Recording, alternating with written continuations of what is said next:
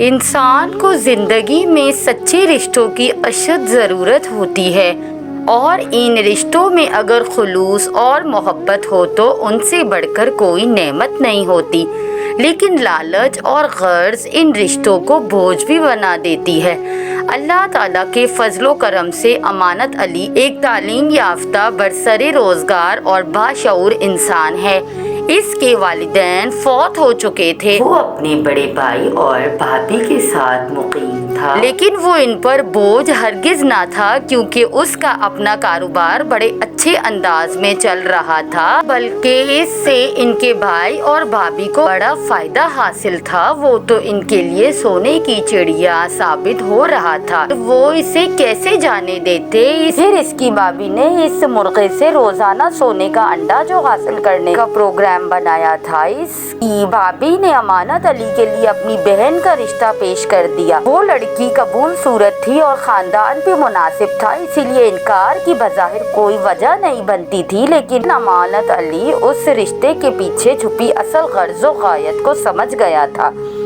वो समझता था कि जिस रिश्ते की बुनियाद लालच पर टिकी हो वो किसी सूरत कामयाब नहीं हो सकता, इसीलिए उसने इस रिश्ते से इनकार कर दिया। जब शादी के लिए घर वालों का इसरार बढ़ा तो उसने अपने पास काम करने वाली एक बेवा से शादी कर ली, क्योंकि वो उसके हुस्न अखलाक और बुलंद किरदार से वाकिफ था।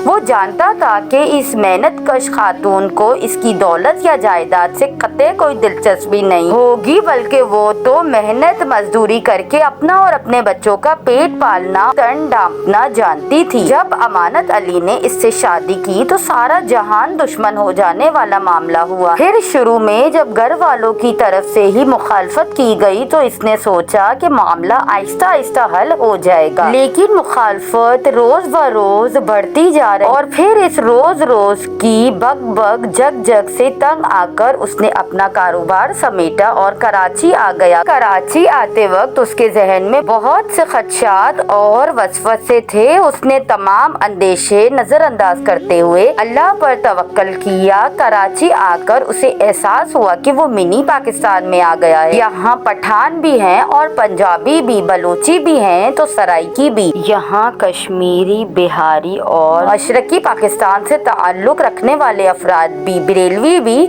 और दियोबंदी भी, शिया भी और सुन्नी भी। गर्ज हर इलाका, हर जबान का बोलने वाला और हर मुस्लिक का फर्द मौजूद है। इससे ऐसे लगा जैसे वो एक मेहरबान माँ की गोद में आ गया हो। यहाँ इसका कारोबार भी खूब फला फूला। इसे तो ऐसे लगा कि कराची वो मेहरबान और शफीक शहर है कि अगर यहाँ कोई मिट्टी लेकर भी बैठेगा तो शाम से पहले पहले उसे बेचकर उठे। इस गरीब परवर और फराख दिल शहर ने अल्लाह ही बेहतर जानता है कि कितनों के लिए अपने बाजू फैलाए हुए थे। अब्दुल्ला शाह गाजी से कायद आजम की मज़ार तक उसके दिन भर में कई चक्कर लगते थे और ये देखकर खुश होता कि यहाँ कोई किसी की जिंदगी में भला वजह मदाखलत नहीं करता। हर एक दूसरे से खंदा पेशानी से पेश आता है। यहाँ मसाइल भी हैं और बहुत है और वसाइल की भी शिद्दत से किल्लत है, लेकिन है जज्बा जुनून तो हिम्मत न हार का सबक इंसान यहाँ रखे तो उसे मंजिल भी मिल जाती है